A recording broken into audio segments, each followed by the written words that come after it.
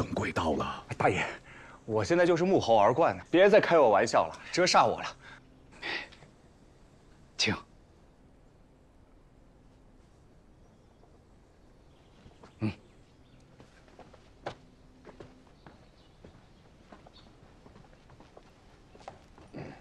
他能说出4个字来，就算行大礼了。我这辈子净听他俩字蹦，是不是残废？滚！哎，你听听。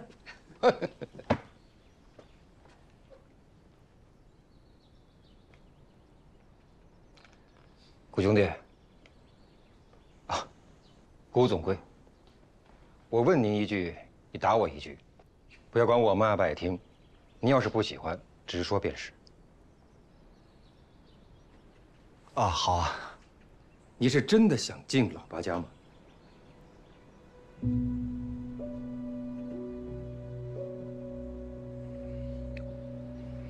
我不想进。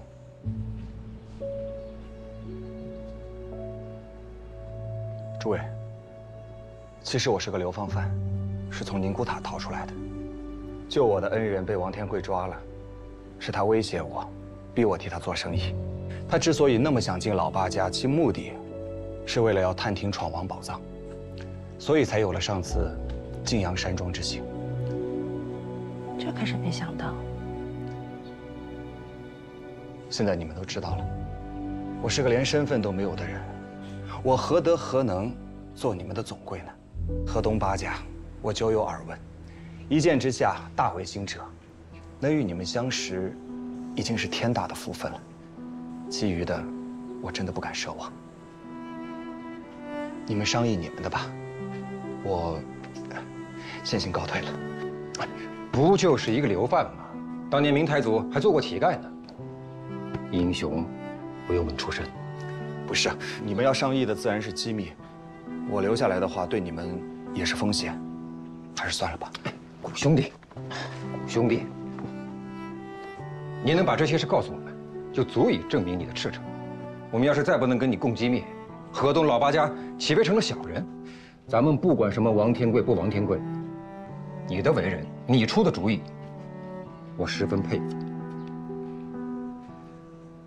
我接纳你，我愿意跟你共机密。我也是。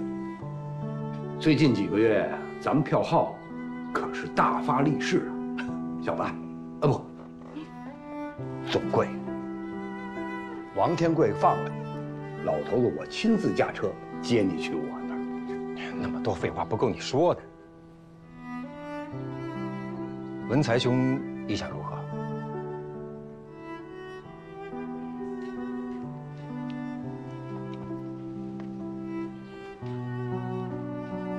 总归。那如此，谷兄是老八家的人了。你去哪儿啊？这是我从山东巡抚那里买来的军用地图。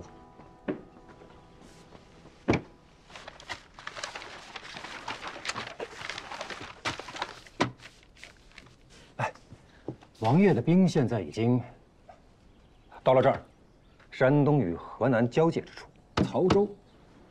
你是想借刀杀人啊？王爷的马队可是所向披靡，战功卓著，那些没有刀枪的义军又如何应付？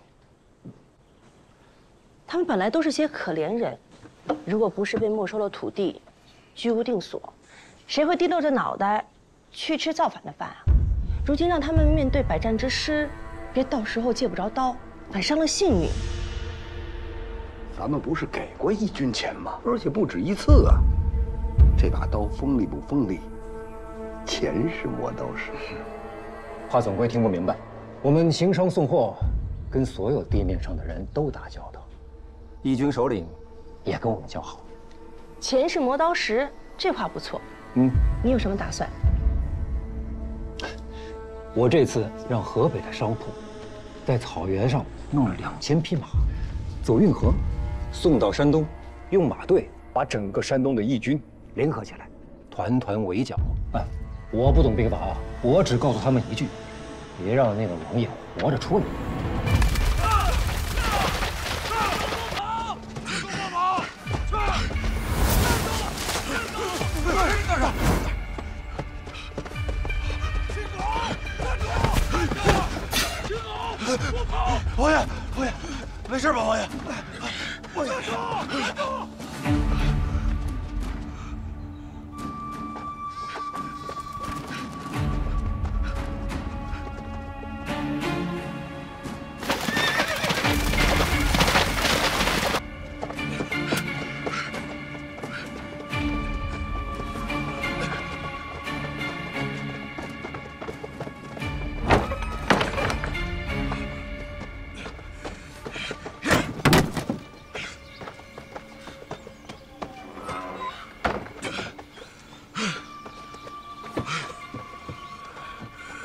护卫部队都到哪儿了？怎么一个人都看不见？都哑巴了？会话！王爷，林三那小子他反了！怎么可能？他是我一手带大的。刚才冲阵，我们眼看就要赢了，可是林三带着他的骑兵部队冲进来，一时间。 我们竟不知道谁是谁，所以就让叛军他们得了势。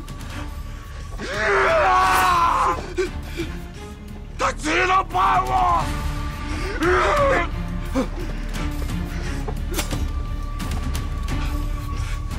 王爷，叛军的火器和骑兵比我们更深，林三背后定是有人支援。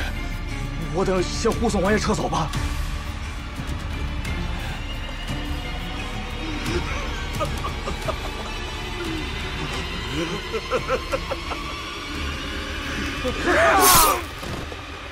我们已经买通了王爷的亲兵大将林三儿，哎，这家伙欠了300万赌债，我们替他还了。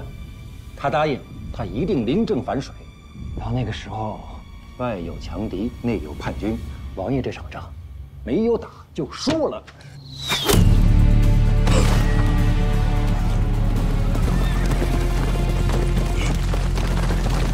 回来！都回来！都回来！别跑！胆小鬼！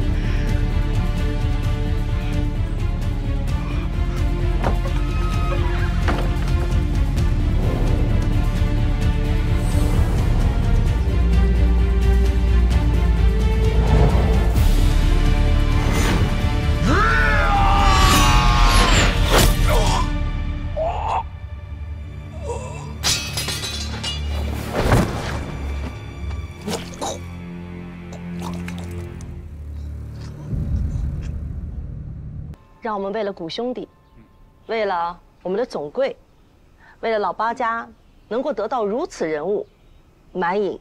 满意，满意，满意，满意。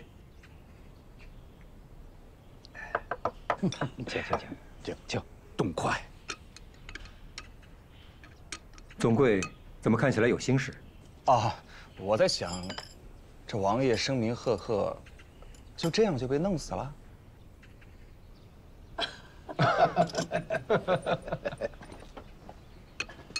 你呀，还是不太了解钱这个东西的威力。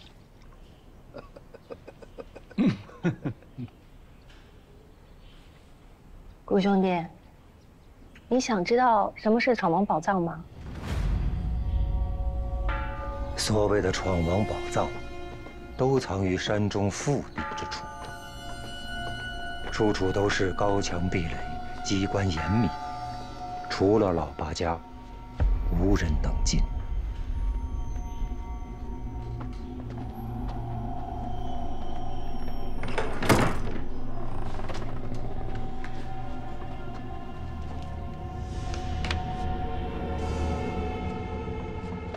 有人说，闯王宝藏是闯王仓皇逃亡的时候，丢在山谷里，被八家人捡到的，后来就发了大财。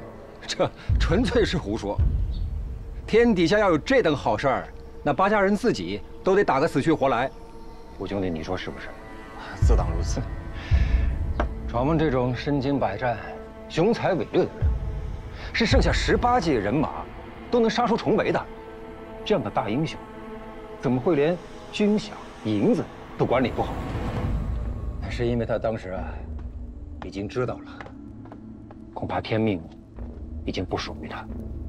不甘心江山被别人占了，因此，他命底下8位部将接管了军中这几10年来积攒的财富。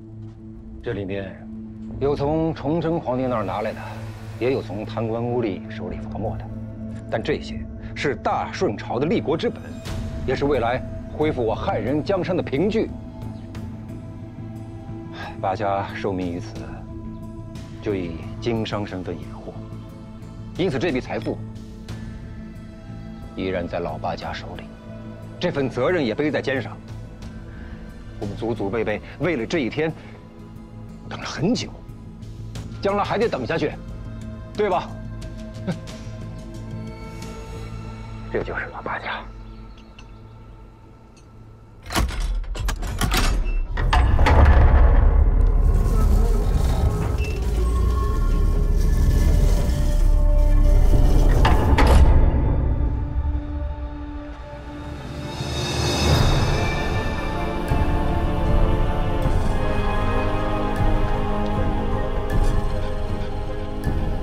此殿便是存放闯王宝藏的其中一处。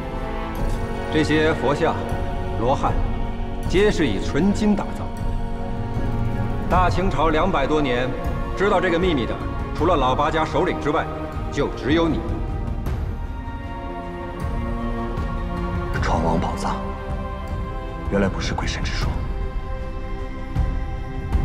这些东西这么沉，他们行军怎么带啊？兄弟。这些话谁也回答不了你。我看你身边的人，也不过就30、40岁。这些东西，是200多年前的事了，5代人了。当年顾廷林老先生和傅兴主先生，曾经立下一个规矩，让老八家每年把生意利润的1成融化了，铸成金银器物，存放于此。聚沙成塔。你可以说这是闯王的宝藏，也可以说它是黄河以西所有商人的精华。真到了国家危亡要有钱的时候，定要把这里散得干干净净。这是老祖宗旧时的一颗心，今天让你看到它，就是告诉你，经商之大道，乃济世而利民。天下财富本无主，以天下众生为主。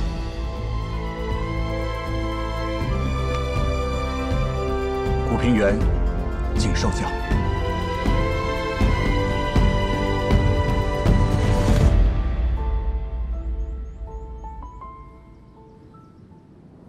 我把常四给抓了，逼你给我干活，你恨不恨我呀？谈不上恨，无奈而已。不是无奈，你是无路可走啊。也是。小子，我给你指条明路，啊，你抬头看看，看看这些账本儿。你小子呀，压根儿就不是一个读书人，你就是一个货真价实的生意人。太玉峰10来年票号积攒的资金，都不如你入主几个月挣得多呀！你本事大呀！哎，你现在还做了老八家的总柜，你说说，我怎么赏你好呢？我身无长物，钱对我来说是累赘。话可不能这么说呀。这个钱呐，没钱的人，他才说钱不好呢。钱无善无恶，有了钱，什么事儿都能干成，何来不好呢？有钱人买马车，是希望赶路更快一些。就像你说的，我根本无路可走。快慢于我而言，又有何用？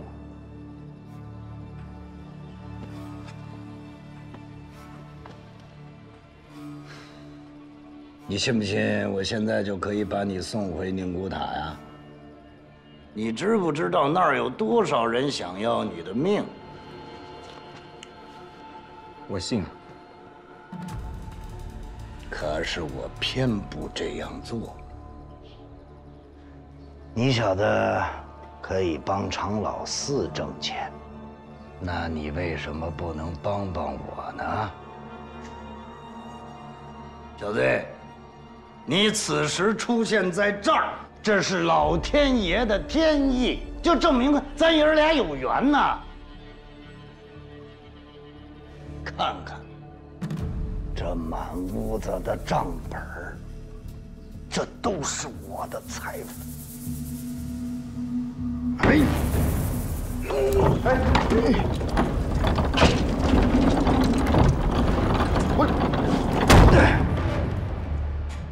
你懂吗？我懂什么呀？你有话直说。给我做儿子，你该姓王。从此以后，古平原这个人就死了，以前这事儿就一笔勾销，都翻篇了。你手里拿着一副好牌呀，啊，这一屋子的财富全是你的，你替我守住了。以后我死了，我就埋在这儿，我替你守着。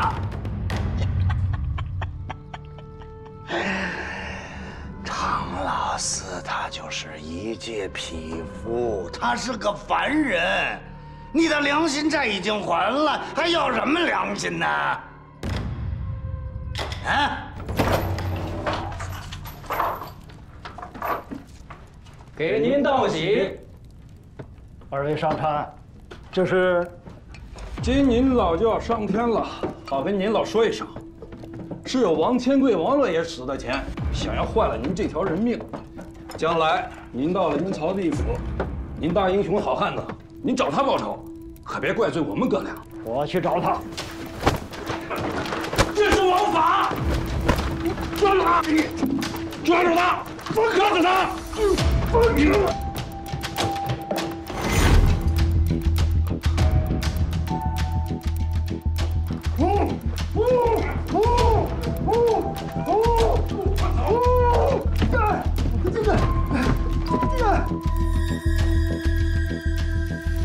常老四，这件事我帮你办了，他们父女俩的命都在我手中，我一定会让他们死。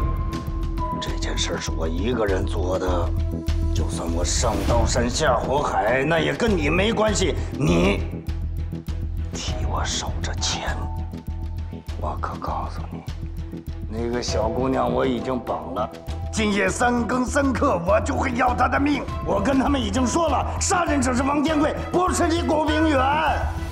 你不就是想让我趴在地上，给你当狗奴才吗？做不到。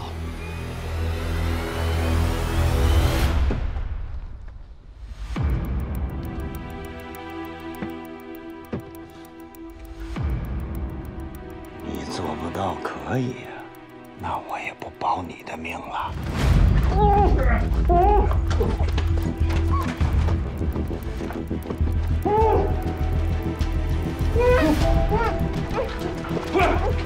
你呀，到地下跟常老四他们一起相会吧。我们谈笔生意。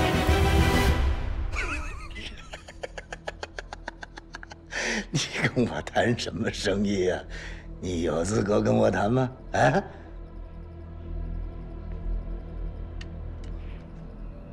闯王宝藏，有没有兴趣？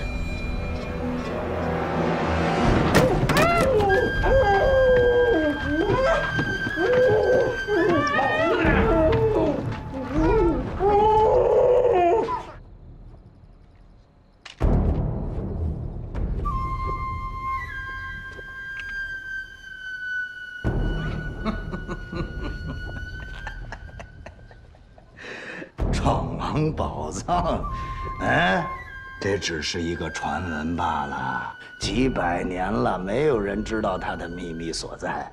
况且我已经调查清楚了，老八家发迹那都是一年年的染料，一年年的茶叶这么挣的。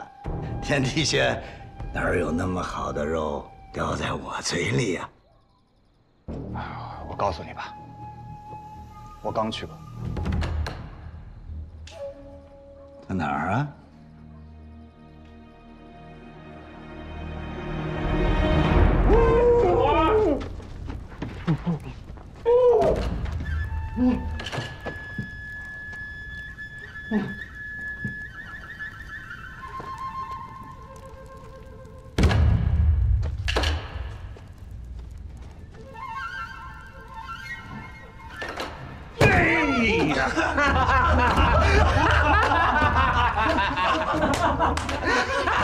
老爷子说，人可以放了。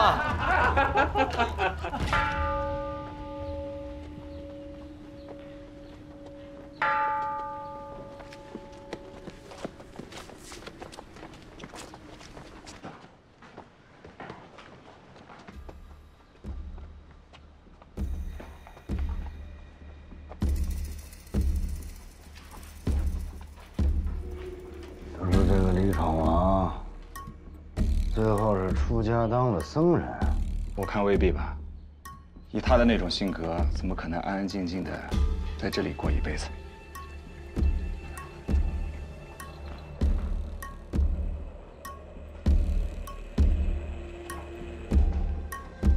哎，师傅，我家里有场法事要做，还请您帮个忙。这边请。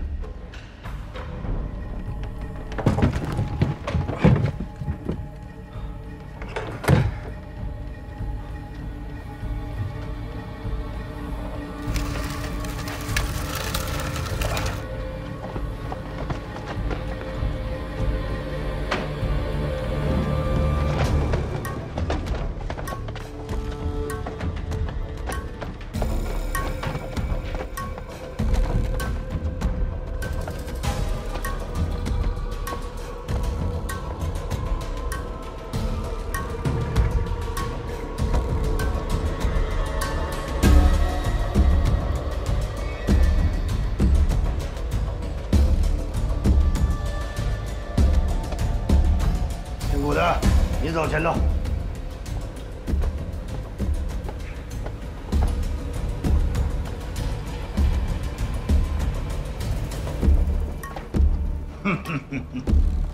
这么多死鬼，死了还守了这么一大坨宝藏，这无福消受啊，岂不可惜了？你既然明白这个道理，又何必过来和他们一起守着呢？这个人的嘴我很不喜欢，一会儿把他给我撕了。是。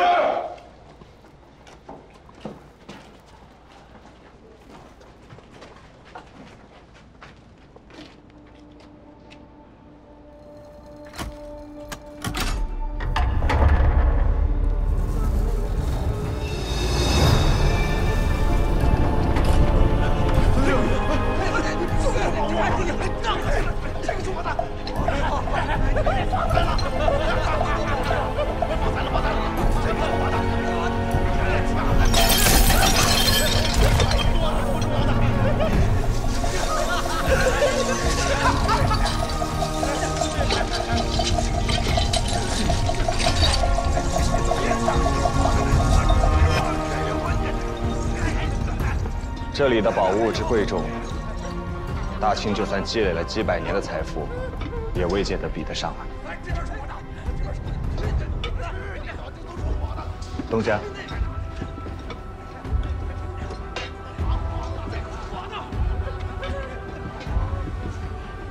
您还满意吧？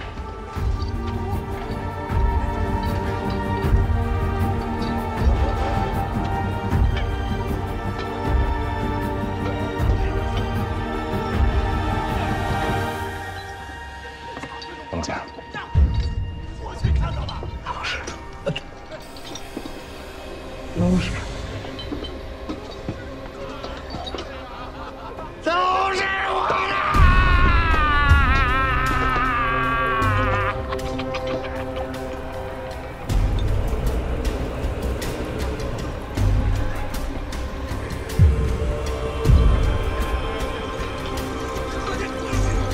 撒开！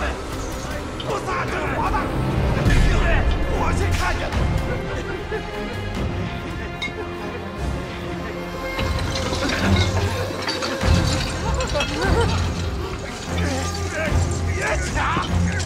是我的。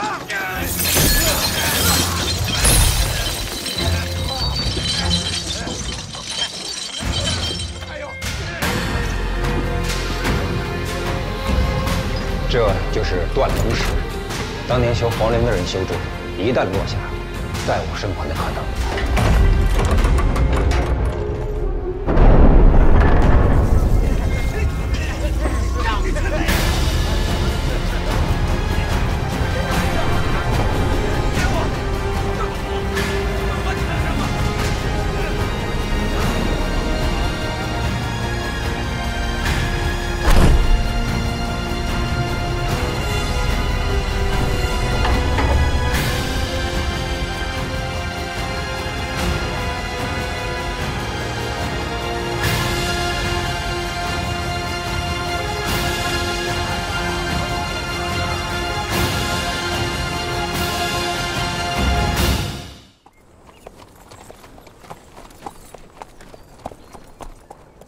我想送你点礼物，我想来想去不知道送什么，我就送我那素昧平生的白姐姐一点礼物。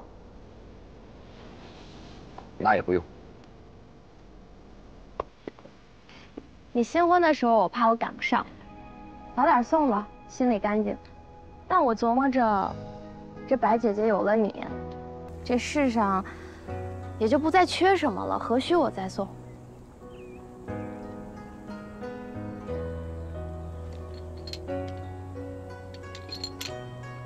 你拿着，你平安，就是我给他最好的礼物。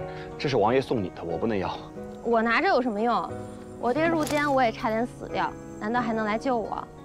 倒是你留着，偶尔想起格格这2个字，就当个乐子，我就不留了。接下来还要跟着四爷跑马帮。当然了，我们江湖儿女江湖老。那你一路保重。这，顾大哥，这一年我也读了些书。我跟爹从小四海漂泊，独不会说读书人的话。那也无妨。仗义每都图口碑，不幸都是读书人。那是负心人的错，跟书没关系。我看书上写，读书人送行的时候都要写诗互赠。我背几句今早读到的诗来送你。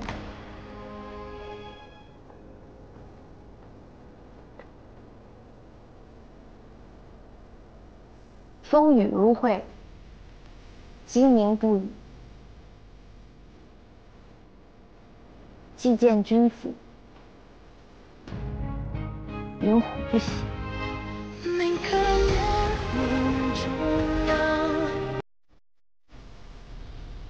顾大哥，保重。